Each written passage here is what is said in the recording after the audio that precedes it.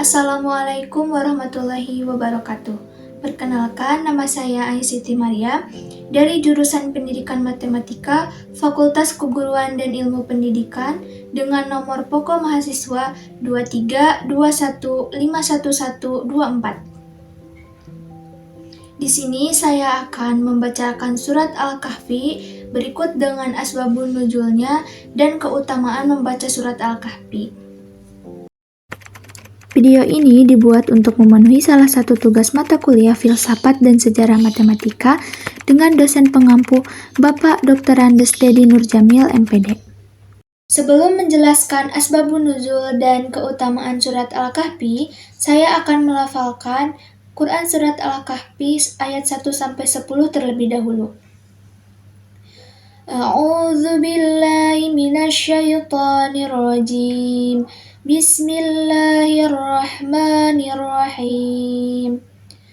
Alhamdulillahilladzi anzala ala 'abdihil kitaba wa lam yaj'al lahu 'iwaja qayyima liyunzira ba'san shadidan min ladunhu wa yubashshiral mu'minina alladhina ya'maluna as-solihati anna lahum ajran hasana makithina fihi abada wa yunzira alladhina qalu ittakhadallahu walada ma lahum bihi min ilmin wala li abaihim kaburat kalimatan takhruju min afwahihim yaquluna illa kadhiba fala'allaka bakhi'un nafsaka ala atharihim illam yu'minu bihadal hadisi asafa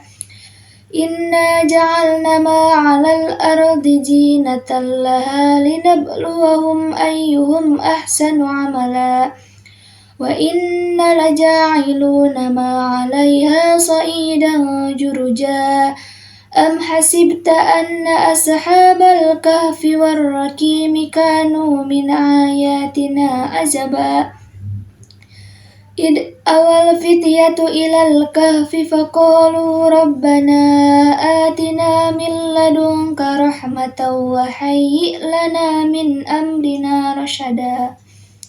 Shadaqallahul azim.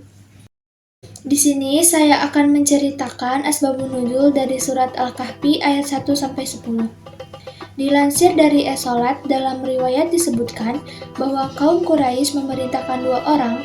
Mereka adalah Uqbah bin Abi Mu'id dan Anad bin Al-Harits untuk menyelidiki tentang kerasulan Nabi Muhammad SAW dengan cara menanyakan kepada pendeta-pendeta Yahudi tentang sifat-sifat beliau, apa yang dikatakan, dan lain-lain.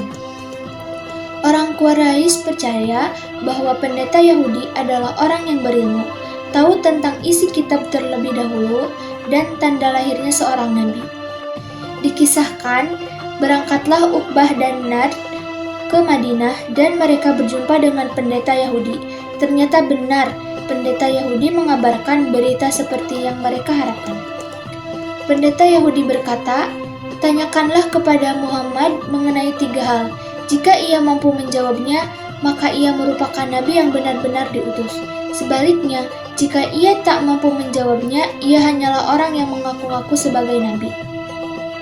Kemudian, pendeta Yahudi melanjutkan kisahnya. Tanyakanlah kepada dirinya tentang pemuda zaman dulu dan apa yang terjadi pada mereka, karena sungguh cerita pemuda ini sangat menarik. Lalu tanyakan pula kepadanya tentang seorang pengembara yang telah sampai ke Masyriq dan Maghribi, apa pula yang terjadi kepada mereka. Tanyakan pula kepada dia apa itu ruh. Kemudian 2 orang utusan itu pulang dan berkata bahwa mereka membawa pulang informasi yang bisa dijadikan sebagai pedoman untuk mengetahui apakah ia seorang nabi atau bukan. Setelah tiba di hadapan Rasulullah, mereka langsung menanyakan 3 pertanyaan sebagaimana yang telah diberikan oleh pendeta Yahudi. Menanggapi pernyataan itu, maka Rasulullah menjawab, besok pasti aku akan menjawabnya tentang beberapa hal yang kamu tanyakan itu, tanpa menyebut insya Allah. Kemudian mereka pun pulang dan Rasulullah menunggu wahyu dari Jibril untuk menjawab semua pertanyaan itu. Namun, wahyu yang ditunggu tak kunjung datang, bahkan hingga 15 malam. Orang Quraisy mulai goyah dan Rasulullah sedih karena wahyu tak kunjung datang. Sehingga beliau tak tahu harus menjawab apa kepada kaum Quraisy. Namun, malam berikutnya Jibril turun membawa wahyu yaitu surat Al-Kahfi ayat 6 yang di dalamnya menegur kemurungan Rasulullah dan menerangkan tentang kisah pemuda Al-Kahfi, seorang pengembara, dan tentang ruh dalam Quran surat Al-Isra ayat 85. Jadi inilah sebab diturunkannya surat Al-Kahfi yang di dalamnya syarat hikmah dan pembelajaran berharga. Kemudian, adapun keutamaan dari surat Al-Kahfi adalah 1. Diberikan cahaya. Barang siapa yang membaca surat Al-Kahfi setiap malam Jumat, jadi dipancarkan sinar untuk dia sejauh pada dia seperti Baitul Atiq. Diriwayatkan oleh Al-Anasai serta Al-Hakim. Kemudian yang kedua, sebagai kafarat dosa antara 2 Jumat. Siapa yang membaca surat Al-Kahfi hari Jumat sebelum keluar imam, dikafarahkan dosanya antara Jumat dan disampaikan cahayanya hingga Baitul Atiq. Hadis ini disebutkan oleh Khalid bin Ma'dan dalam kitab Al-Mughni. Yang ketiga, aman dari dosa selama 8 hari dan aman dari fitnah Dajjal. Hadis ini disebutkan dari Ali bin Husain dari ayahnya Al radhiyallahu anhu, hadis marfu.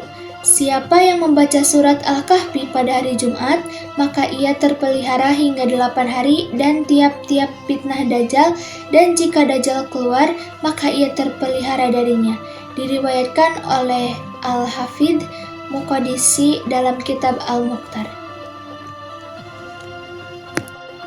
Sekian yang dapat saya sampaikan, semoga bisa bermanfaat dan menambah informasi untuk kalian yang menonton ya. Mohon maaf jika ada kesalahan dan kekurangannya. Wassalamualaikum warahmatullahi wabarakatuh.